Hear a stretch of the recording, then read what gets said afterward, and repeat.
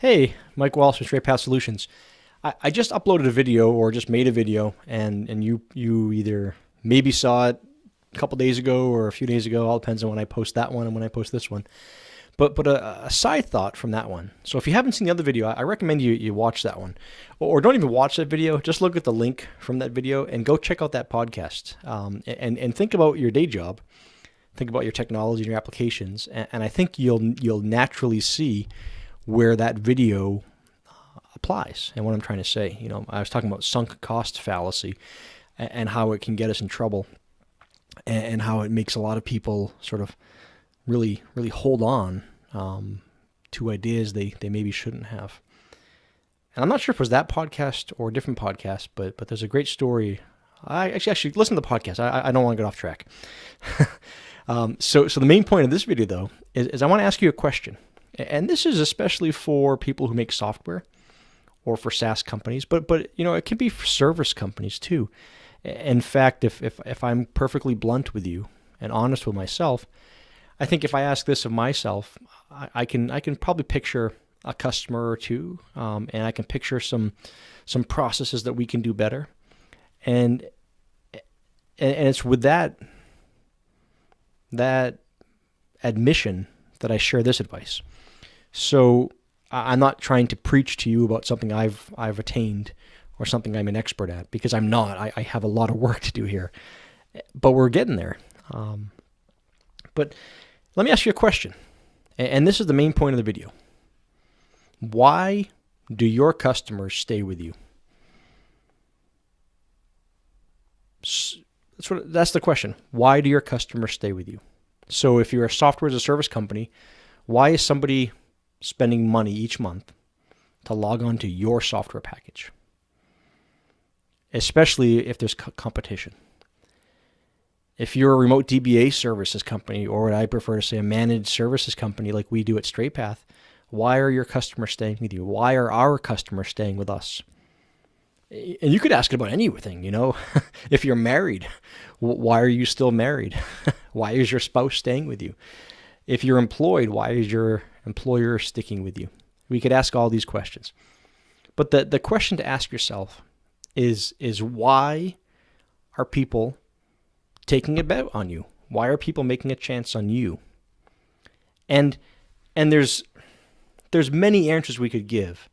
I'm not one of those two types of people who like to either put things into two categories or not, but I'm going to try and just summarize into two categories. And I know I'm oversimplifying. I have to. I want to make this a 5-minute video if I can really do it. It's up to 3. One reason is because you're doing an amazing service. Your product is wonderful. It's talking about software as a service companies and software companies. It's wonderful. It's scalable. The integrations are easy for it. The performance is there. The customer satisfaction experience is amazing. You overwhelm your customers with love and support and features and performance, and you have rabid fans who follow you everywhere. That's one camp, and there's degrees of that, right? Maybe nobody's in that perfect boat, but that's one degree. Or the other reason, and again, I'm simplifying. There's a lot more categories in between here. But the other extreme is inertia. We just moved to a wonderful farmhouse a few years ago, and I'm really happy we did. We have cows, we have sheep, not sheep anymore. We have cows, pigs, goats, and the kids love it. We have a stream out back. It's perfect. But I was willing to stay at the old house. It was a fine house. It got the job done. But I don't like moving. I just admit it. I don't like doing work. I hate packing. I hate loading stuff, especially a close moving trip, because I knew that would be a lot of trips and a lot of manual work for me. And I guess I don't like work. I admit it. I mean, I don't mind doing work. I put the fences up. I do the farm stuff. I do the customer work. I spent all night tuning queries the other night, actually. So I don't mind it. But it was very tempting to stay there. Mostly because of inertia. My taxes were too high, didn't have the land I wanted, I couldn't do the farming I wanted the kids to be able to enjoy themselves and all that.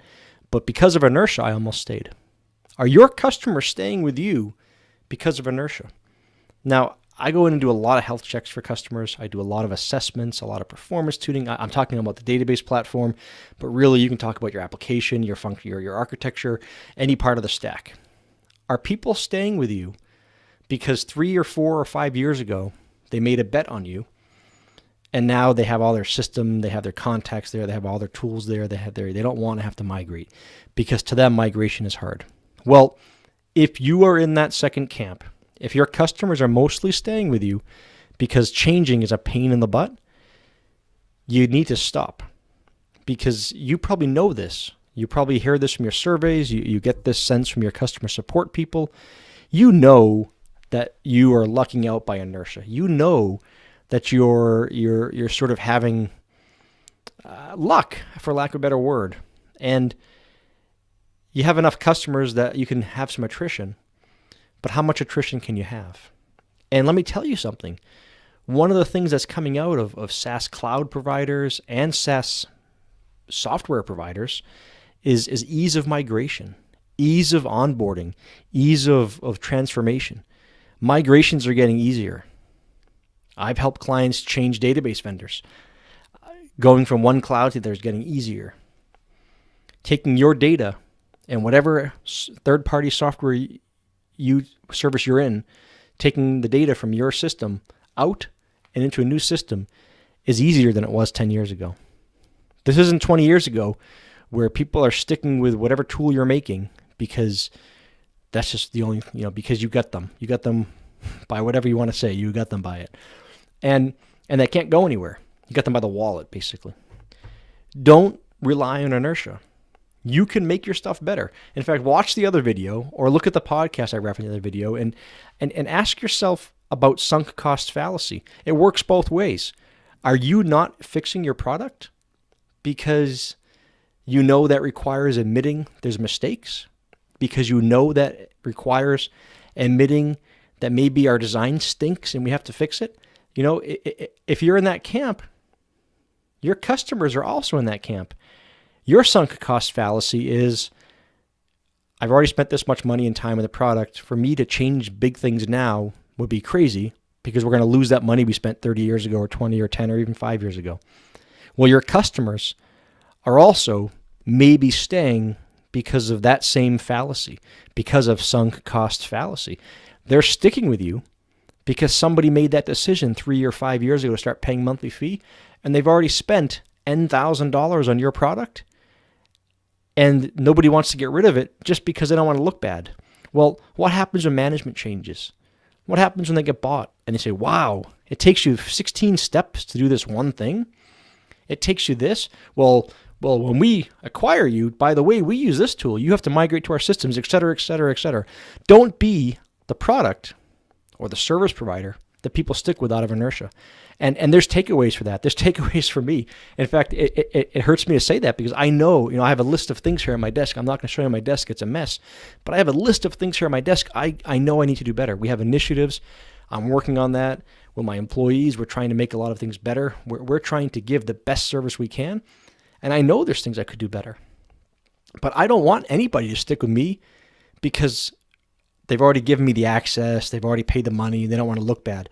I want people to stick with me and my company and my team because they feel like we're part of their family. It sounds stupid, but because they feel like we're part of their family, because they trust us, because they know that when the stuff hits the fan, we're going to be there, because they know that we understand their environment, because they know that we're not afraid to tell them, hey, listen, I think you're in a sunk cost fallacy problem right now.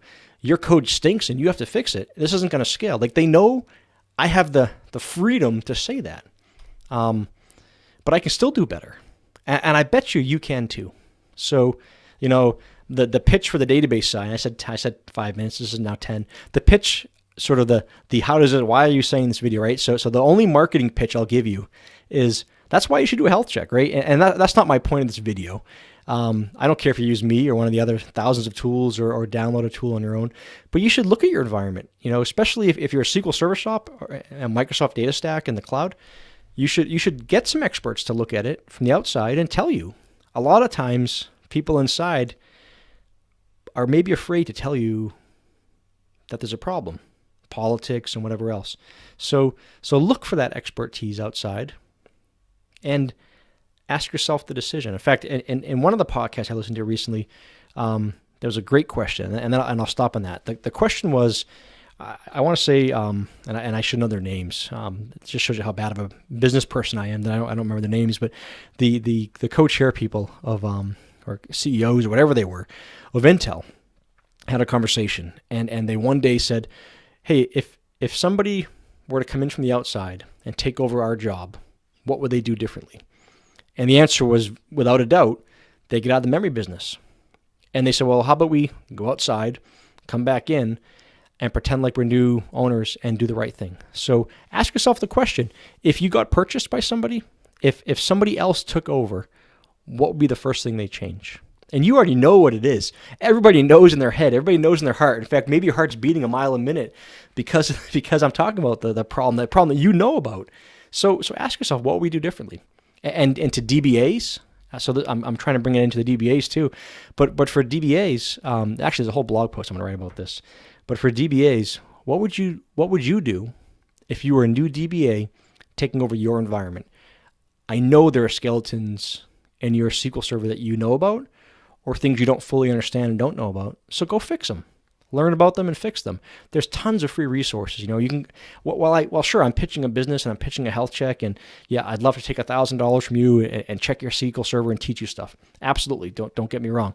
But you can go to my blog and download a free checklist and see a bunch of blog posts, or go to Brent's, or go to SQL Server Central, or go anywhere. SQL Skills, go to the people who do the same thing I do, and get a bunch of free content and make your environment better. And if you're a SaaS provider, you should really make sure that your customers are sticking with you because they love you, not because they have to. That's all. So have a great day. Thanks.